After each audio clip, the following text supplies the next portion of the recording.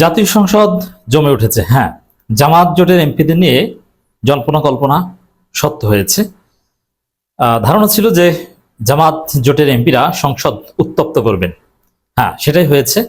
এবং আমাদের সংবিধান মারানি, বিধি মারানি সালাউদ্দিন আহমেদ এবার টের পাচ্ছেন কত ধানে কত চাল। মোটামুটি ভালোই অপমানিত হয়েছেন। স্পিকার মাইক থামিয়ে দিয়েছেন, বসিয়ে দিয়েছেন, এবং যে বিধি মারাইতে চেয়েছিলেন সেই বিধি কাজে লাগেনি। বিরোধী দলের নেতা যে প্রস্তাব করেছেন সেই প্রস্তাব গৃহীত হয়েছে। এর মানে জুলাই সনদে সংবিধান সংস্কার বিষয়ে 31শে মার্চ 2 ঘন্টা ব্যাপী আলোচনা হবে। বিধি মারানি, সংবিধান মারানি সালাউদ্দিন ঠেকাতে চেয়েছেন, কিন্তু হাসনাত আব্দুল্লাহ, নাহিদ ইসলাম, আব্দুল হান্নান মাসুদের যে ধোলাই, জাতির সামনে সালাউদ্দিন আহমেদের প্যান্ট খুলে গিয়েছে। ভালো অপমানিত হয়েছেন। সালাউদ্দিন আহমেদের যে পোংটামি, এটা কিন্তু ছুটে গেছে। কারণ জনগণ দেখেছে যে সালাউদ্দিনকে গোনার টাইম নেই। সালাউদ্দিনের যে বিধি টিধি এটা চলে না, এমনকি অনেক ক্ষেত্রে স্পিকারও গ্রহণ করে না। এখন deputy speaker barrister Kaiser Kamal যথেষ্ট নিরপেক্ষতার পরিচয় দিয়েছেন। তো এটা কি, কেন, অথবা এটা কি নাটক বা প্রথম একটু নিরপেক্ষ সাজার চেষ্টা কিনা, এটা আলাদা আলোচনার বিষয়। বাট ঘটনা যাই ঘটুক, সালাউদ্দিন আহমেদ ডলা খেয়েছেন। স্পষ্টভাবে আব্দুল হান্নান মাসুদের বক্তব্য ছিল সবচেয়ে জ্বালাময়, ক্লিয়ার বক্তব্য।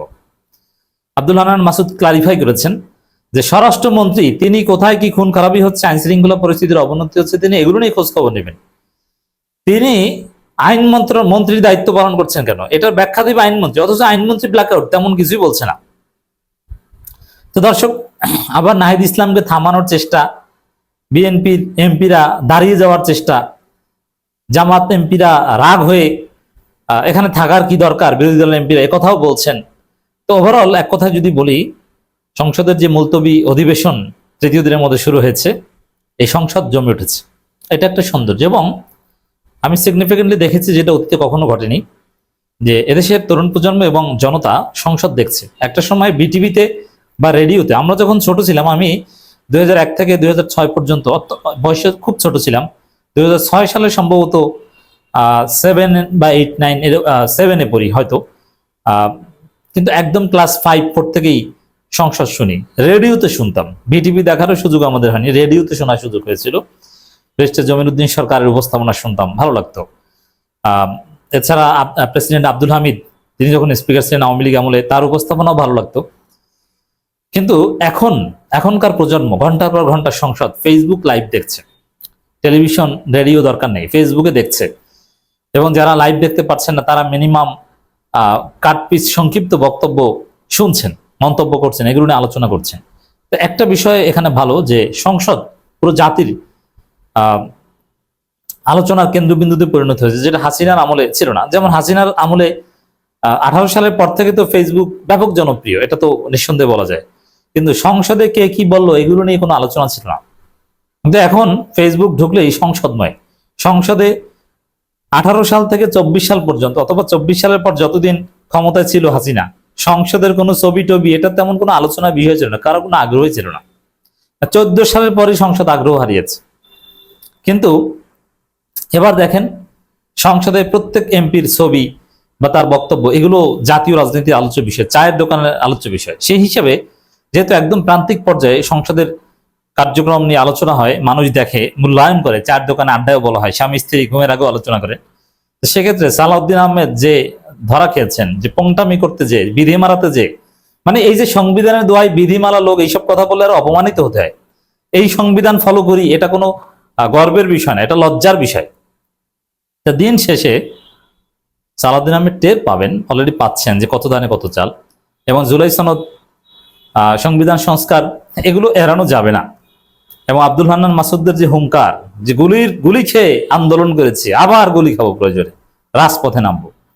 অতএব আমার মনে হয় যে এগুলো নিয়ে যদি বেশি পোংটামি সালাউদ্দিন করতে যায়, এগুলোকে সালাউদ্দিন যেটা করছেন, ওটাকে আখ্যায়িত করার জন্য পোংটামি, দুষ্টামি, ফাজলামি, সংবিধান মারানি, বিধি মারানি, এছাড়া অন্য কোনো সম্মানজনক শব্দ ব্যবহার করা যায় নাই। কারণ এটা একটা ফেসিবাদী আচরণ। এবং সালাউদ্দিন আহমেদ যেটা করছেন, এটা সুস্পষ্টভাবে শিলং থেকে ট্রেনিং নিয়ে এসে ভারতের এজেন্ডা বাস্তবায়ন করছেন। জুলাই সনদকে, জুলাই অভ্যুত্থানের স্পিডকে ধামাচাপা দেওয়ার চেষ্টা করছেন।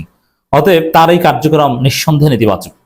পুরো জাতিকে বোঝানো দরকার আব্দুল হান্নান মাসুদের মতো প্রত্যেক এমপির প্রতিবাদ করে, হুইজ সালাউদ্দিন, শিলং থেকে সেই লোক এত চালাকি করছে কেন, তার অবদানটা কি বাংলাদেশে? এক একজন এসেছে জুলাই বিপ্লবের সময়, কোনো খবর নাই, উন্নত দেশে 5 স্টার লাইফ লিড করেছে, সেই বিদ্যুৎ ও জ্বালানি মন্ত্রী ইকবাল হাসান মাহমুদ টুকু আবার এসেছে, এই শিলং সালাউদ্দিন, এরা এসে পুরো জাতিকে ডমিনেট করবে। না, জাতি যেটা মেনে নেবে না, এটা স্পষ্ট হয়েছে। দর্শক, হাসনাত আব্দুল্লাহ, নাহিদ ইসলাম, আব্দুল হান্নান মাসুদ, ডাক্তার শফিকুর রহমান, এদের বক্তব্য ছিল শোনার মতো, দেখার মতো, আকর্ষণীয়।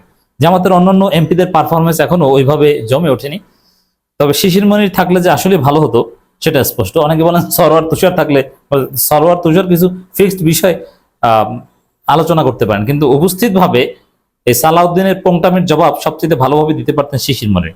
কিন্তু সব জায়গায় বিধি মারানোই এর জবাব বিধি দিয়ে দিতে হয় না, এগুলো বিপ্লবী স্টাইলেই দিবে। আব্দুল হান্নান মাসুদ, নাহিদ ইসলামরা সেটাই করবেন। স্পিকার যদি নির্লজ্জভাবে দলবাজি করেন তাহলে তিনি এর পরিণতি ভোগ করবেন, জাতি গালাগালি করবে।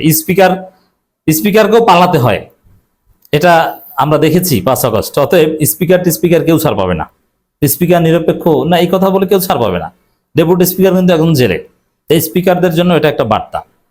দর্শক, খবর এটা হচ্ছে যে সালাউদ্দিন যে ধরা খেয়েছেন তার প্রমাণ।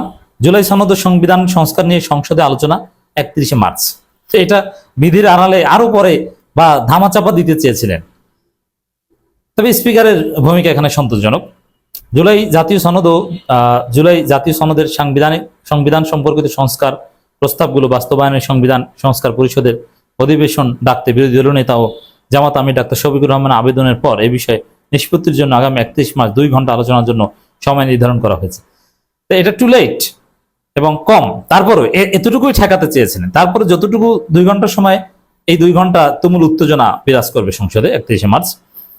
জাতীয় সংসদের অধিবেশনের প্রশ্নোত্তর পর্বের শেষে deputy speaker barrister Kaiser Kamal এই দিন ধার্য করেন। সালাউদ্দিনের মাইক বন্ধ করে তাকে থামিয়ে দিয়ে এই দিন ধার্য করতে হয়েছে। আপনি চিন্তা করেন সালাউদ্দিন শিলং থেকে কি ট্রেনিং নিয়ে এসেছে। জাতি দেখুক সালাউদ্দিনরা জুলাইয়ের সাথে কি গাদ্দারি করছে, করবেই তো। তিনি তো আর জুলাইতে ছিলেন না, তিনি ছিলেন উন্নত বাংলো বাড়িতে, 5 স্টার মানের বাংলো বাড়িতে। তবে পয়েন্টের বর্ডারে দাঁড়িয়ে স্বরাষ্ট্রমন্ত্রী সালাউদ্দিন এ বিষয়ে আলোচনা না করে পরবর্তীতে সংবিধান বিশেষজ্ঞদের মতামত, দেশের বিশিষ্টজনদের সঙ্গে আলোচনার পর জুলাই সনদ সংস্কার নিয়ে সিদ্ধান্ত নেওয়ার আহ্বান জানান। কিন্তু deputy speaker barrister Kaiser Kamal সিদ্ধান্ত দিয়ে দেন যে 31শে মার্চ বিকাল 3টা থেকে 2 ঘন্টা ব্যাপী এই বিষয়ে আলোচনা অনুষ্ঠিত হবে। তবে স্বরাষ্ট্রমন্ত্রী দাঁড়িয়ে আবার এই বিষয়ে কথা বলছেন, স্পিকার স্বরাষ্ট্রমন্ত্রীর মাইক বন্ধ করে দেন। মজা না? হ্যাঁ, এটাই মজা। পরে স্পিকার বলতে থাকেন, মাননীয় মন্ত্রী আপনি বসেন, my decision have been pronounced, অর্থাৎ আমি আদেশ দিয়ে দিয়েছি। মজা হতো যদি এখানে সালাউদ্দিনের যে পোংটামিটা এটা যদি ব্যারিস্টার মাহবুবউদ্দিন খোকন করতেন। এমনিতেই এই ডেপুটি স্পিকারকে মাহবুবউদ্দিন খোকন পরকিয়া, কুলাঙ্গার এইসব কথাবার্তা বলেছেন, তো জমত। তো দর্শক, বিএনপি বেশি চালাকি করতে গেলে তারা মাঠে রাজপথে জনগণের প্রতিরোধের মুখোমুখি হবে।